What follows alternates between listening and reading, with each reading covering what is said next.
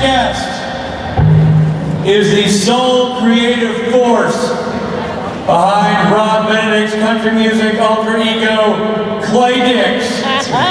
Ladies and gentlemen, Adam Rose! Just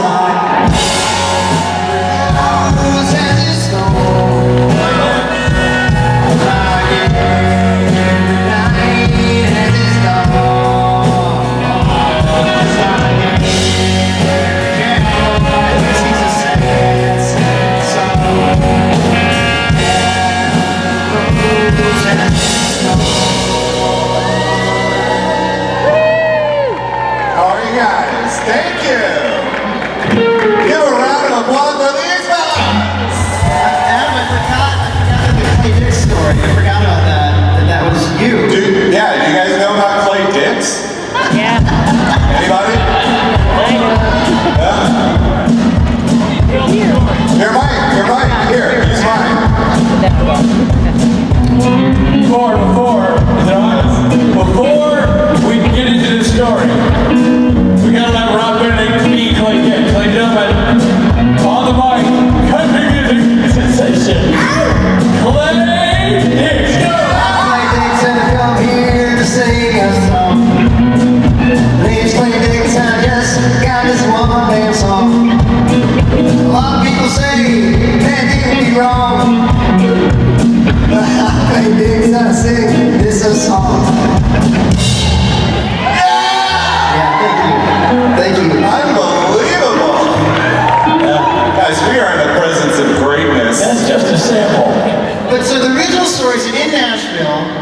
You're telling a story. Wait, Las Vegas. Las Vegas. Thank you, Nashville! So we're in Vegas. I like how supportive the crowd is. We're in Nashville. Fuck you, then we won! Dumbass! Fuck you, Clay Dix! You suck it! You're telling a story that had about Clay. So somebody asked me, I think, if I remember correctly, I'm probably paraphrasing, but someone asked me what my opinion was on the anatomy of the golem in his nether region. Right. And Clay Dix, Clay Dix is the answer. And so part of the setup was, that's an honest question by an interested fan in your panel. We don't hear the question. We just come into the backstage area and hear you talking about Clay Dix. And we hear no setup whatsoever. And we all look at each other and we say, kudos. This is a solid line of conversation right there. Richard, don't you immediately say, that's actually Rob Benedict's alter ego? Yeah, it sounded like Rob Benedict, country music alter ego, Clay Dix. The country singer, yeah, Clay Dix. There you have it. Won season 3 of American Idol, actually. That's right. Yeah, really good. Exactly. He only had one song. Ladies and gentlemen, Adam Rose. Hey! Thank you. Another round of applause for these guys. Oh, Thank you, guys. there they are. Only Mike is still on stage. Hey, how are you? It's so nice to see your faces. Look at this. All right, well, I'm Adam Rose. You guys are lovely. We're all here in Nashville. Man, I love Nashville this time of year. It's gorgeous. I think we have some questions, right? We got over here. Let's just get the show on the road. Let's do it. Hello, Adam. Hi, how are you? I saw on a panel before you were mentioning you're going to go on your honeymoon right away. Did you ever get to Italy? So you know what? We are actually going to Italy on October 11th. Yeah. So if any of you guys have Italy tips, please tweet me them or message me them. We're going to Rome, Florence, Venice, and Cinque Terre. I believe is how you pronounce it. Yeah. So yeah, we're excited about that. Cool. Yeah. And my next question is, you talk about having dogs, but I never heard what kind they are. So we have 2 dogs, Chaplin and Una. Yeah. Chaplin fans out there. Is that almost got more Instagram followers than I do. Okay, so Chaplin, who we got first, is a pit mix. Pitbull mixture between like Dane, Bulldog, Boxer. He's probably got a bunch of different stuff in him. And Una is just like a Staffy mix, American Staffordshire Terrier. She's like a little pocket bitty, you know, she's like a tank. But they're great. I don't know if you guys know this, but like mutts turn out to be much healthier than purebred dogs. How about that? Which makes sense because you guys watch the show Adam Ruins Everything? I love that show, not just because we share a name, but because it's very informative. And he did a whole episode about how purebred dogs are actually inbred dogs. Who knew? I guess you guys knew. They're mutts, and we adopted them, which I highly recommend. You guys are looking for dogs, rescue them. There are so many dogs in shelters that need rescuing, that need a home, and so you can find literally any kind of dog you want, you know. So even if you were thinking about buying a purebred dog, you can probably find that dog in the shelter somewhere. So just go looking. Anyway, sidebar. So those are the dogs. Those are my dogs. They're mixes, pit mixes. Yeah, of course. Hi. Oh, wait, let's go to this side and then we'll come back. Okay. Hi, Adam. I'm Annie. Hi, Ann. How are you? Did you say Annie? I'm Annie. Ann. And I love you. I love you. We love you. I love you. We love you. So, I gotta give you a hug.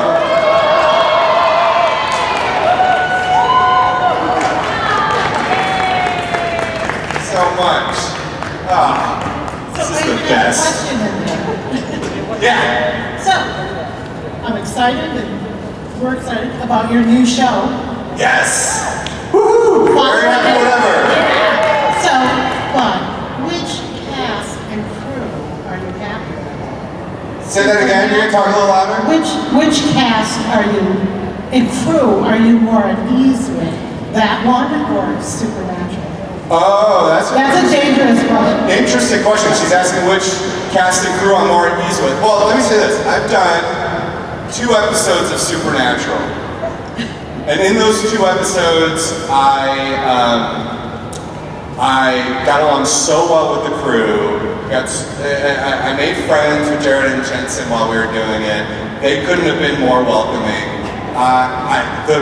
Especially, and the crew there, between how nice they are and just comforting to be there because they kind of know exactly what they're doing. They've been doing it for so long. It's like a well-oiled machine. And so you feel at ease. And also the food. Oh my God, the food on that set is insane. You know, we're working at night, kind of like till wee hours in the morning. And at like 1 a.m., they'd be like, hey, there's a falafel truck here. I'm like, great! It's exactly what I want right now is a falafel truck. So anyway, it was such a blast working on that show. I did 2 episodes and felt very close to them. But then when I did this new show, this Netflix show called Merry Happy Whatever, which comes out in November, I can't wait for you guys to see it. I spent, 2.5 months with these people, and so we became like a family. You know what I mean? So there's really no comparison, you know? And it's not because one is better than the other, it's really just because of time spent. I spent so much time with the cast of Merry Happy Whatever and the crew there that we really became a family. We were hanging out with each other. We were, we were just with each other every single day. And when that happens and you're working on something creative, you really become like a family. And so, you know, fingers crossed we get to do that again season 2. But all of you guys have to watch the show. We're happy for you. Thank you. Thank you so much for your question. I really appreciate it. Over here, hello. Hey, Adam. How's it going? My name's Angelica. Hi, Angelica. And what's your favorite thing about being with the Supernatural family? And would you like to return as Aaron Bass for this proposed spin-off, the Judah Initiative? Yes, absolutely. The Judah, you guys heard about the Judah Initiative? Anyone here? All right, so every like 6 months I feel like it pops up online, people talking about it, and I share it or retweet it. I've talked to Ben Edlund about it in the past. I know he's open to it, so who knows? Might happen, may never happen, but it's a cool idea and I would be totally down. I want to see, Aaron and his golem going around the world killing Nazis. That's fun. Nazi killing, I'm sorry, what was your first question? My first question was, what does the Supernatural family and these awesome people here tonight who support you mean to you as a whole, like resonate with you in your soul or whatever, like Oh my God. being behind this fandom? All right, I feel like I gotta sit down for this. Look, I mean, when I first did Supernatural, I had no idea what I was in for. I'd only seen like a couple episodes of the show. I didn't watch a lot of TV at the time, and so I didn't really know what I was getting into. And when we were shooting it, Phil, our director, Spitia, as his last name I think is pronounced. I love that guy. He's fantastic. He came up to me and he was like, "Do you have social media?" And I was like, "Yeah." I didn't even do much on social media at the time. He's like, "Yeah." He goes, "Well, just wait until this thing comes out." I was like, "Okay," and I got scared all of a sudden. What do you mean? What's gonna happen? And sure enough, the episode aired, and like, I was educated all of a sudden as to how massive this fandom is, right? And yes. And then in the subsequent weeks and months after that, I realized the power of that fandom. I had no idea how much doing one episode of a television show at the time was gonna completely change my life, right?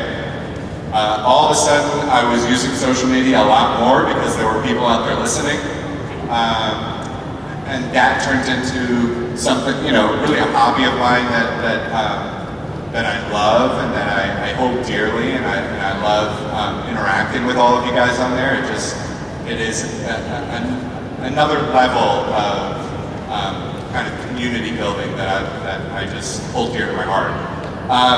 And then, frankly, just like being able to come to these things and seeing you guys face to face and spending a couple minutes, seeing where you're from and how you got into the show and what the show means to you guys, it truly changed my life, right?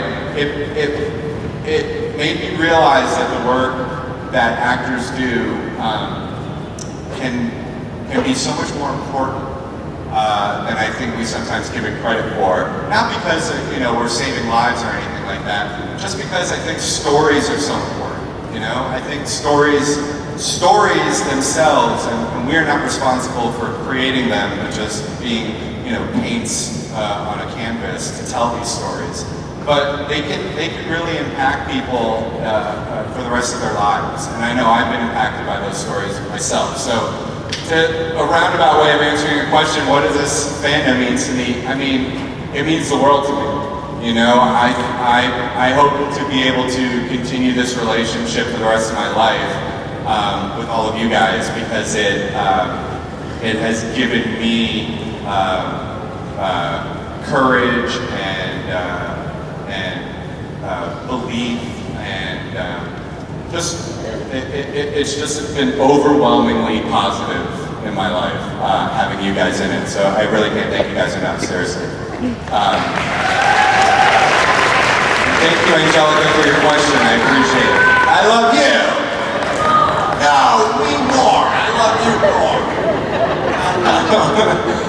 Thank you for that question, by the way. And seriously, I mean that. Over here, hello. I maybe don't love you, but I think you're pretty okay. All right, I'll take it. I just have a restaurant recommendation for Rome for you, and this place is so good that I got up from my seat just to tell it to you. Oh my God, write it down. I'll also tweet you it, but it's called Trattoria del Polaro. This woman has been cooking there for 57 years. Trattoria Trattoria del Polaro, P-A-L-L. Polaro. You don't order, they just bring you food. I like that. They ask you red or white, and you're like, okay, yeah, wine both, please.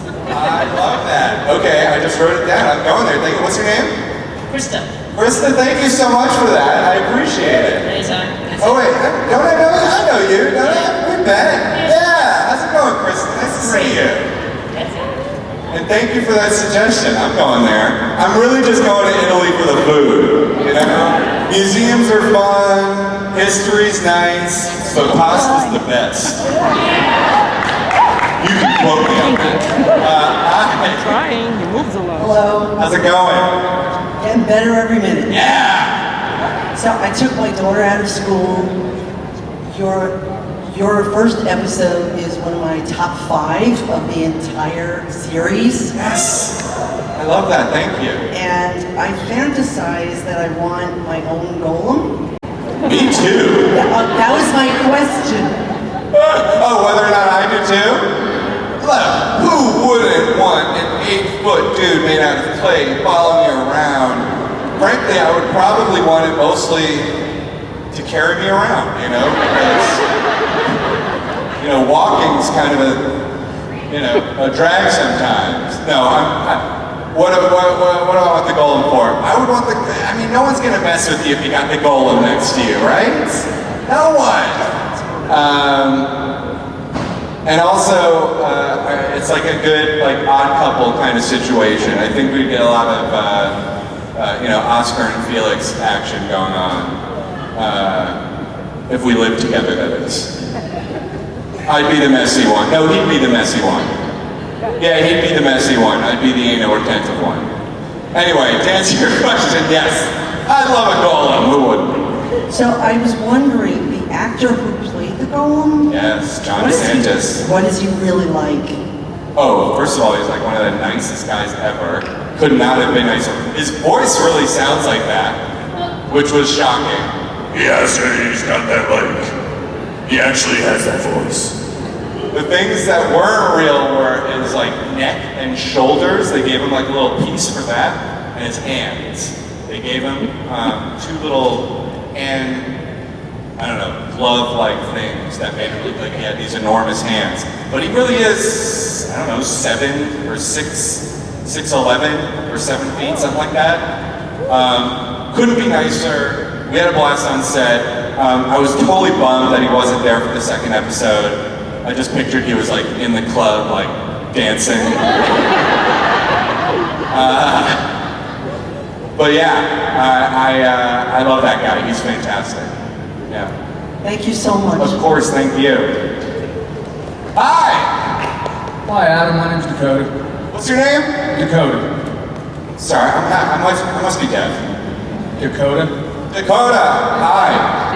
I was just wondering, do you think that Aaron has a fail-safe in case the golem ever just got fed up and decided to tear him apart? Oh man. Is there a safe word or something like that? I should hope. Let's get Clay Diggs back out here. That's your new safe word. Safe word. I would like to think that there is some, the opposite of Yethelhundi, right? Which was take charge, and that's what kind of got him, in action or whatever. So I'd like to think that there's some sort of opposite, have a seat. Stop taking charge and take a nap. So yeah. I like the idea though. The safe word is hilarious. Also, I was wondering if you were going to be doing any more vlogs coming up. Oh man, that's a good question. Have you guys ever watched my vlog? Maybe yes? Yeah? RW? I haven't made a vlog since, February or something like that. the show that I was doing for Netflix definitely kind of, I don't know, kept me busy for a little while. I did a bunch of filming between then and now that I've yet to kind of compile into a vlog. So I guess my answer is, I have not posted my last YouTube video. I just don't know when the next time I'm going to post a vlog is. I've been sort of using my Instagram as my vlog recently. But you know what? If I hear that people miss it often enough, I'll definitely make another one. I appreciate you bringing it up. All right, love you, brother. Love you, man. Yeah. Hello. My question is, if you could play one other character on Supernatural, who would you play? Castiel. I mean, I feel like I may have answered this before one time, but it's really just the trench coat. I love that trench coat. I want to wear that trench coat. I would like to play a character that wears any kind of trench coat, really. There's just something about having a jacket that goes past your knees that just makes anyone feel cool. Am I wrong? No? Is this just me? It's like, it's the closest thing we get in society that's acceptable to having a cape. Maybe that's just me, I don't know. Anyway, I feel like I'm off topic. Castiel's go ahead and play. There's also something very ominous about the trench coat. Like, it's something, like, it's cool. There is something, like, mysterious, like, what's he got under there? Clay dicks. What's he selling?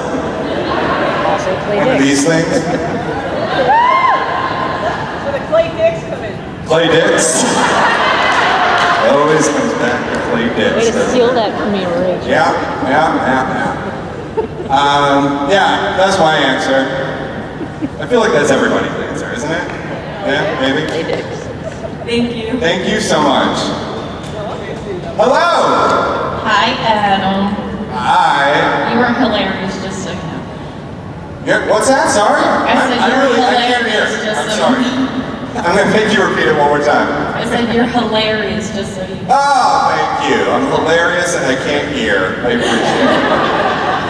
But going back to having your own golem, all you have to do is follow Jared around. I don't think anyone's going to mess with you with someone who's 6'5". You're not wrong. You're not wrong. But I know you were only on the show for 2 episodes, but everyone knows that there's a lot of pranks and shenanigans that go on set. Were you a part of any? Did anything happen to you, or did you witness any? Take a trip. Yes. I'm sure you guys have heard this story. At least some of you have heard this story if you've been to any of the other content I've been to. Because I feel like this always ends up coming up. I'm going to tell the story again. Because, you know, I feel like it's sort of tangential to Clay Dicks. Alright, so, to be explained.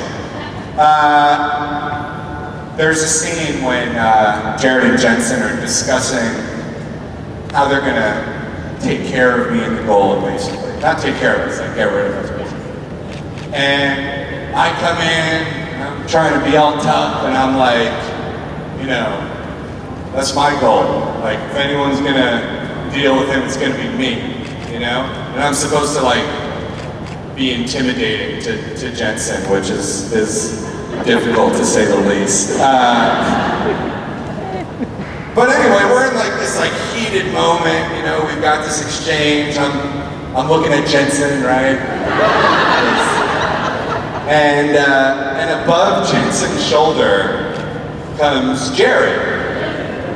And Grant, we're doing my coverage, which means the camera's pointed at me right now, right? And so they don't really have to keep a straight face, I do. So Jared, you know, rises from behind Jensen, and he's holding a piece of paper with a drawing on it that looks like, well, it looks like this. And he's making obscene gestures.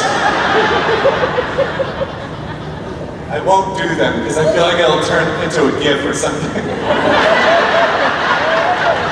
need that gift going. And of course, I just crack up, and I can't stop. I burst out laughing. And this was, I think, on like already the 4th or 5th take, and you know, I'm just a guest star on this show. They don't have time for me to be like dilly-dallying. The crew, of course, they're used to it, so they get it. But it was, it was hilarious, and I think it ended up on the gag reel. Did it end up on the gag reel? I don't think what Jared was doing ended up on there, but I think my coverage of it ended up on the gag reel for season 8. So that was it, and afterwards Phil was like, oh, that means they like you. I was like, oh, okay. Funny way of showing it. Okay. So that... Yeah, Jensen and Jared say if they don't prank you, they don't like you. Yeah, I got lucky. I got lucky. Thank you. Thank you so much. Yeah. Hi. Oh, over here. Hello. Yeah, I guess I'm it. I love your photography. Thank you. When you post it on Instagram, I was wondering if you had any plans to publish or do it professionally. Well, first of all, thank you so much for saying that. I really appreciate it. I love photography. Around that time when social media became kind of more important to me, and I realized all the things I could get out of it, personally, professionally, all those things, it helped me discover new hobbies that I enjoy, like photography. You know, once I got on Instagram, I felt kind of a desire to start thinking a little bit more about the images I was posting. And then I got my first real camera, and then I was just kind of off to the races, and I started taking lots of pictures, and it became a big part of my life, right? Just taking pictures. I got the new iPhone just to take pictures with it. Here, I'm gonna take a picture of you guys real quick. Actually, let's do it. I'm still answering your question, but I want to do a little video first. Here. All right. Ready for this? Here we go.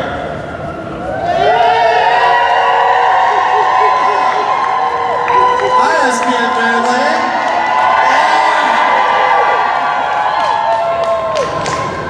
That's for me. All right. You said hi, Adam. So as far as publishing goes, I don't know. I've thought about it. I don't know. There is a part of me that would love to be able to put some of my photography up on my walls, which I haven't done yet, and maybe other people might like to do that too. So yeah, it's something I think about for sure. So if it's something you guys are like, please, again, like tweet me, message me. If I feel like a bunch of people would like that, then I would definitely do it. Thank you. Thank you. Hello. Hello, how are you? I'm good. What's your name? I'm Sarah. Hi, Sarah. So I noticed that you reach out on Instagram a lot to your fans, like you're really connected to your fan base. I try to. If you like talk about that and the importance of that to you. Yeah, absolutely. Just saying that I reach out a lot on Instagram. Yeah, again, as soon as I dived into, or dove? I don't know how to speak English. Anyway, as soon as I started doing Instagram a lot, I started to realize that while other people were really interested in people engaging with them, right? People liking and commenting on their own pictures. What I started to realize is Instagram is a hell of a lot cooler place when you focus on engaging with other people's content, right? I like Instagram a lot more to see what other people are posting, to like their photos, to comment on their photos. That to me, I found to be a lot more gratifying on Instagram. And the truth is it ends up having a reverse effect too, right? Because you engage with people, they engage with you. And it's a much more communal way of using Instagram as opposed to people who post and kind of look away and never interact with the people who are engaging with them. To me, Instagram really is a community. It's not just like a website for me to post what I'm up to. I like the fact that we're kind of building a family on there, you know? I like seeing the same names in my comments. I recognize those people. I see their names, I see their profiles, I engage with their stuff. I love that part of it. Sometimes I'll click on a hashtag and just go through some of the photos that I see on that hashtag and like and comment on them because, again, I think that's what Instagram is really for and that's the way it should be used. Not everybody agrees, but that's how I like to use it. Yeah. Thank you. Does that answer the question? Yeah? Okay, cool. Hello. Hi, how are you? Good, how are you? Good, thank you. I wanted to ask, what was your first impression of Jared and Jensen when you met them? They were tall. A lot taller than I thought they were. Usually you meet actors and they're like a foot shorter than you thought they were. I did a movie called Up in the Air, and yeah, oh yeah! I love that movie too. And I thought George Clooney was probably going to be 6 feet, 6'2", something like that. I don't know why. Just in the, you know, when you watch people in the movies, especially when they're leading men, you just assume they're tall. And then I met George Clooney and I was the same height as him. And I thought, yes! Thank God. There's hope. So yeah, Jared and Jensen, I mean, yes, they're tall, but they also just could not have been nicer. They were welcoming. That was really the biggest thing for me on a show like that, right? It had been on for 8 years at that point. When you are jumping on a set of a show that has been on for so long, and these people have spent almost a decade together, you don't expect to be kind of welcomed. You know, you expect not to be for them to be unwelcoming, but just for them to kind of be doing their thing. It's a job, they're in, they're out. Hey, how's it going? All right, bye. But I got on that set and they could not have been more just like bringing me in, messing with me, doing pranks and stuff. That is how a guest actor on a show can all of a sudden feel like they're part of the family. And the truth is they're really smart for doing that because it probably makes all these people that visit their show do a hell of a lot better, right? The more comfortable you are, the better work that you do. And so it's nice of them. They are good people, clearly, but it's also so smart of them when you are the leads of a show to make sure, to realize that you set the tone, right? Jared and Jensen truly set the tone for that set. And it all starts with them. And so as a result, everybody on that set is just nice, welcoming, they're ready to work, they don't dilly-dally, but they also have fun, and they're not afraid of that, and they laugh. Those are all things you want to find when you're visiting a set. And so, you know, that's why I think most actors jump at the chance to come back to that show because of the environment that they've created there. Thank you. Of course. Hi. I'm back. Hello. Sorry, I just have one more question. Please. By the time you appeared in the first episode, yeah, the character played by Hal Linden had already died. Yes. Okay, but while you were both in the same episode, was there any interaction between the two of you off stage? So here's a funny story. I'm going to tell you a funny story. When I was 13 years old, okay, I had started acting when I was 8 or 9. I was 13 years old. I did a couple productions of a play called The Gathering. And the first production I did was starring me and this guy named Theodore Bikel, who is amazing, yeah. He was the original Captain Von Trapp in Sound of Music. He did Fiddler on the Roof for like 2,000 performances or something crazy like that. Amazing guy. We did a production of it, and then we were about to do another production of that play going to Broadway. Theodore Bickel had already signed on to do another thing of Fiddler, another tour of Fiddler on the Roof. So replacing him was Hal Linden. And so when I was 13 years old, me and Hal Linden starred in a play called The Gathering. And we spent months together. And then lo and behold, years later, more than 10 years later, I come to Vancouver and I'm gonna come guest on the show. And who's playing my grandfather? Hal Linden.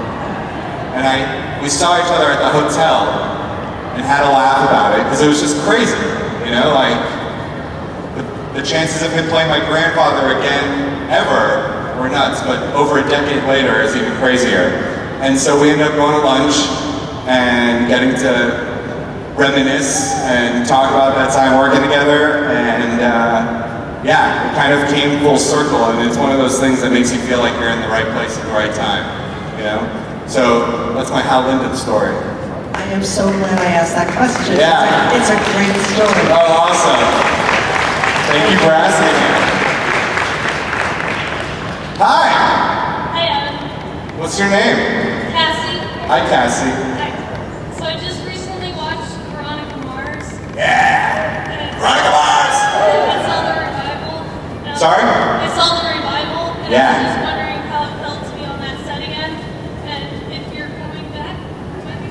Oh man, well first of all I hope I'm coming back if they do another season on Hulu, that would be amazing. Rob Thomas, who created that show, is a dear friend and a champion of mine and has been extremely helpful to me as an actor but also as a writer, and has given me tons of advice over the years, and so I'm very grateful to him. As far as what it was like, I did Veronica Mars, again, over a decade ago. So I had never kind of come back to a character after 10 years. That was like a very bizarre experience. But it was cool. It was like almost like we never left, you know? I got to set, I saw Rico. We gave each other a big hug.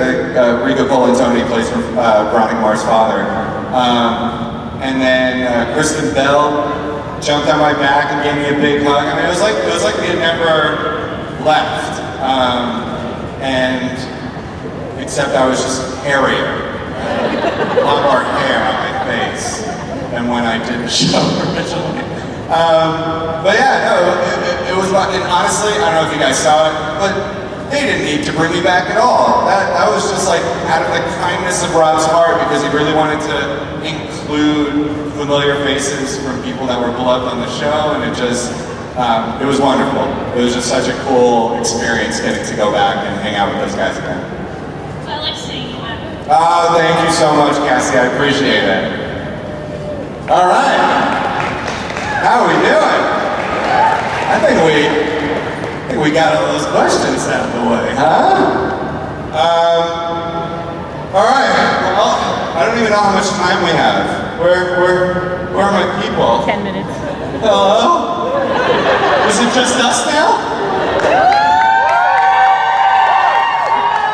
Now I can tell the real stories.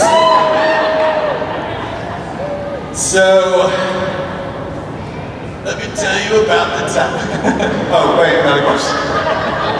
Oh, I was about to say something real juicy, guys. Never mind. No, I'm kidding. I had nothing. Hi. Yeah, that's an echo. How on earth did you start acting so young? Was your family in Oh, good question. showbiz? So no, my family was not in showbiz. Here's the story. My brother, Gabe, he was incredibly good looking as a child. He's still pretty good looking, but as a child, he had like perfect features. He kind of looked like a girl almost. He was a pretty boy, you know? Where am I going with this? Good question. He got stopped on the street by a producer who was like, hey, you would be great for this commercial I'm producing. And he was like, okay, and then why don't you come audition? And so he went and he auditioned for this Sweethearts commercial. and he did not book the role. But he liked what he was doing, wanted to do some more of it. Someone in the building that we lived in New York City was like, hey, you know, I know this talent manager, you should take Gabe and meet with her. She works with kids, and maybe she'll like it. And I heard this and would not shut up and just said, let me go, I just want to see what they do there, I want to go with, blah, blah, blah. I won't say anything, just want to see what's going on. And so my mom brought me and my brother, and I didn't shut up the entire time. I was just like doing circles around her desk. I was just being a kid. I was 8 or whatever, you know, I was being a kid. And she was like, great, I'd love to sign them both and send them on some auditions. And so we both started going on auditions for commercials and little plays and things like that. And eventually my brother stopped doing it. He didn't like it, and now he's a doctor. So it worked out for him. And I just kept going. And I'm homeless. So it's worked out for me okay too. No, that was basically how it started. I started going on auditions, did some plays, did some commercials, and yeah, then the rest is history. I did it there for 10 years and then moved out here to do a play out here. Moved out to Los Angeles to do a play at the Amundsen Theater and stayed there. Been there ever since. Thank you so much. Thank you. Yeah. Yeah. Hello. Hi. What was it like working on Without a Trace? Oh my God, that's a deep cut. You guys watched Without a Trace? Well, I hope you don't remember me from it, because I did not play a nice character. I was actually just talking about Without a Trace, because it was the first time that I played one of these characters where, like, you meet him, and you don't really think much of the guy, right? For those that don't know, Without a Trace is sort of like Law and Order, you know, what they call a procedural. Case of the week. And so I was the guy, you meet him, and you're like, oh, he seems nice. And then, like, a few scenes later, it's like, oh no, he kills and rapes people. Got it. Wonderful. And so I'm Without a Trace. God, this is horrible. I played a guy who kidnapped a girl and put her in a cage and tortured her. It was horrible. And now, right now, I don't even know if I can say this. I'm working on a show right now, I can't tell you what it is, where I'm playing a similar character. And this is the 5th time I've done it. I did it on Without a Trace, I did it on iZombie, I did it on Bones. I keep... What is it about me? Typecast. It's the innocent face, but the murderous insides, I guess. They're like, he looks nice, but I bet he would murder somebody if the time came. Okay. The eyebrows? All right. Okay. Oh, hello. Hey! Clay Dix, ladies and gentlemen! Clay Dix! Put your hands together for the country stars. Clay Dix. Well, we were just wrapping up here, guys. Well, I was about to tell the really juicy stuff, but I guess I'll, no, I'm kidding. I, again, have nothing. I feel like we should wrap this out with a rock solid, only can be done by this man, Clay Dix song. Let's do it. Ladies and gentlemen, Clay Dix, thank you, Jordan.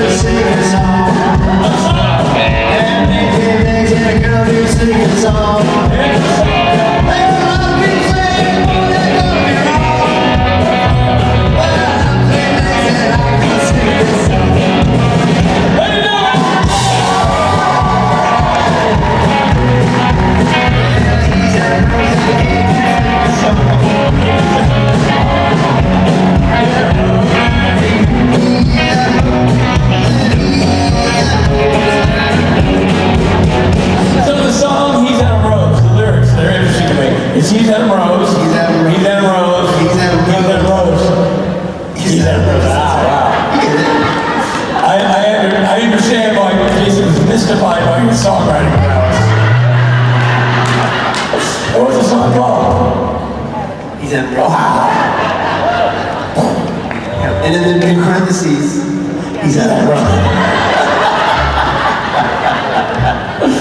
Someday, mark my words, someday we're going to record a record of all the weird crap we sing at conventions. It'll be creatively unfulfilling but a desperate money grab, but here's the thing. It's going to have all the hits, like Where's Misha? Costume contest. And then Where's Misha reprise? And then I'll play Nixon. I play Beck.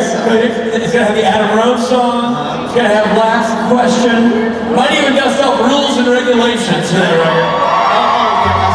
And then, well, it'll have this next one. It sure will. Ladies and gentlemen, there's only two answers in this world of questions coming up now. Those answers are yes and no. Doesn't mean kind of 12. It goes yes, no, yes, no, yes, no,